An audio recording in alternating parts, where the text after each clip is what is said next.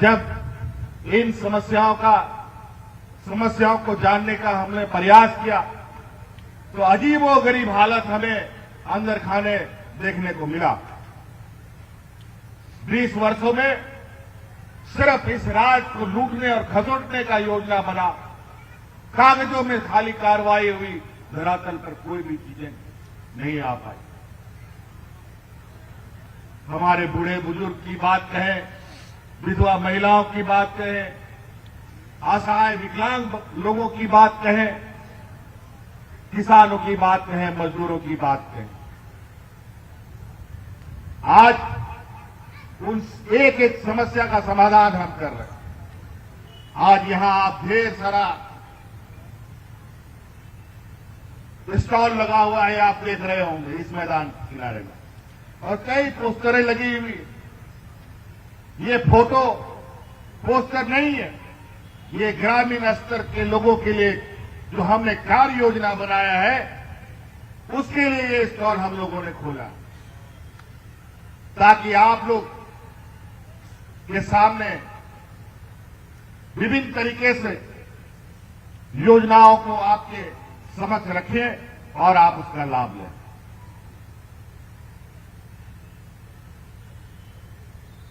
पहले तो सरकार कागजों में चली और इस राज्य का जो भौगोलिक बनावट है वो बहुत अजीबोगरीब है। कोई पहाड़ के ऊपर है, कोई पहाड़ के किनारे, कोई नाला के किनारे, बहुत दुर्गम जगह है जहां कभी ना सरकार की आवाज पहुंचती थी, न सरकार की नुमाइंदे पहुंचते थे, न सरकार की योजनाएं पहुंचती थी। कभी प्रयास नहीं हुआ और इसीलिए आपने देखा होगा इस वैश्विक महामारी में भी हम लोगों ने आप तक पहुंचने का, सरकार की आवाज पहुंचाने का, सरकार की वो बहुत अजीबोगरीब है।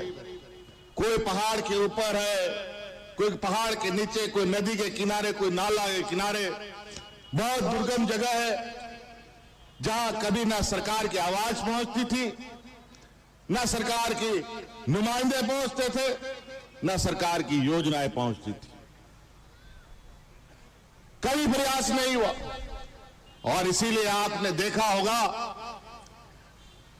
इस वैश्विक महामारी में भी हम लोगों ने आप तक पहुंचने का, सरकार की आवाज पहुंचाने का, सरकार की योजना पहुंचाने का काम हम लोगों ने किया और जिसके तहत हर पंचायत में, हर घर के बाहर सरकार आपकी द्वार का योजना का कार्यक्रम हम लोगों ने चलाया था। सभी पदाधिकारी आपके दरवाजे तक पहुंच रहे थे, आपकी समस्याओं का समाधान कर रहे थे। लाखों हमारे पास विज्ञापन आए, लाखों विज्ञापनों का समाधान भी किया गया, लेकिन इससे काम नहीं चलेगा। इसमें और भी हमें जड़ तक जाना होगा, क्योंकि इन लोगों ने जड़ पे हमारा हमला किया और जड़ को ही इन लोगों ने सुखाने का प्रयास किया है।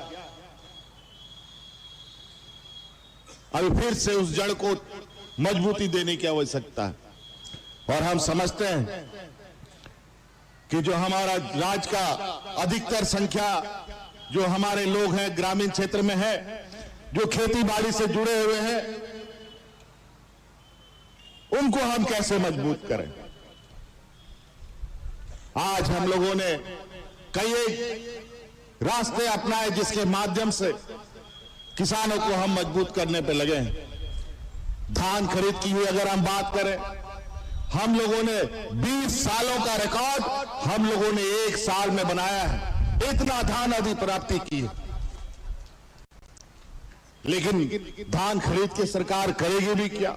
हम तो और धान खरीदना चाहते हैं और उसको प्रोसेस करके गरीबों तक बांटना चाहते हैं, लेकिन दुर्भाग्य से 20 वर्षों में इसका कोई रास्ता निकाला न गया हो कि इस धान को लेकर करेंगे क्या। इस राज्य में राइस मिल नहीं हुआ करते थे और अभी हम लोगों ने हाल में ही बड़े पैमाने पर राइस मिल का स्वीकृति दिया है। विभिन्न जिलों में राइस मिल स्थापित हो रहे हैं और आने वाला समय में किसानों से और भी अधिक धान खरीद करके उसका पूरा प्रोसेसिंग करके गरीबों में बांटा जाएगा। हम लोगों ने कई गोडाउन्स बनाने में लगे हैं ताकि उसका भी रख रखाव हम सही तरीके से अनाजुगा कर सके। तो कई ऐसी चीजें हैं। हमारे इस क्षेत्र में पशुपालक भी बहुत है, गोड्डा साहेबगंज पाकुड़ क्षेत्र में। और आपने सुना होगा कुछ दिन पहले ही हम लोगों ने यहां साहेबगंज में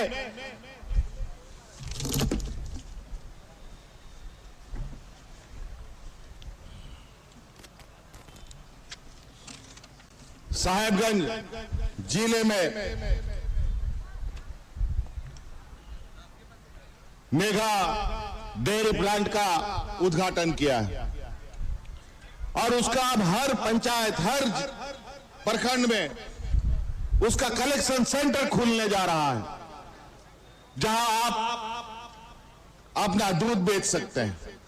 और किसानों को, पशुपालकों को भी हम लोगों ने पिछले बार 1 लीटर में 1 रुपया सम्मान राशि देने का काम किया।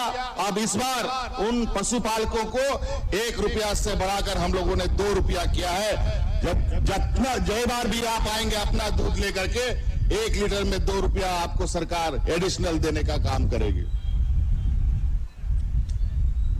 कई ऐसी चीजें, मैं योजनाओं को गिनाना शुरू करूं तो शायद ये समय भी छोटा पड़ जाएगा। आज थोड़ा सा हम लोगों के बीच एक दुखद घटना घटी है, जिसके माध्यम से हम आज बहुत ज्यादा आपके बीच में रह नहीं पाएंगे।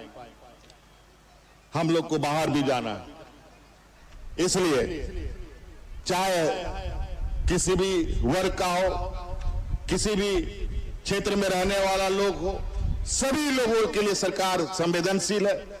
रोजगार विभिन्न तरीके से हम लोग सृजन कर रहे हैं। स्वरोजगार आप का काम कर सकते हैं।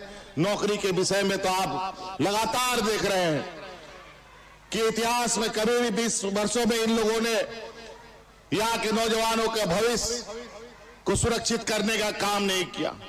जो नियुक्तियां के लिए 1000 दिन से ऊपर लगते थे, आज उन सब नियुक्तियों को हम लोग 200 दिन में कर रहे हैं, 250 दिन में कर रहे हैं। आज पारा शिक्षकों की समस्याओं को देख लीजिए।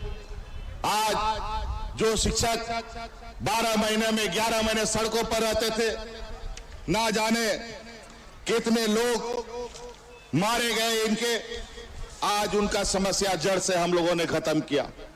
आज वो 11 महीना स्कूलों में बिताते हैं।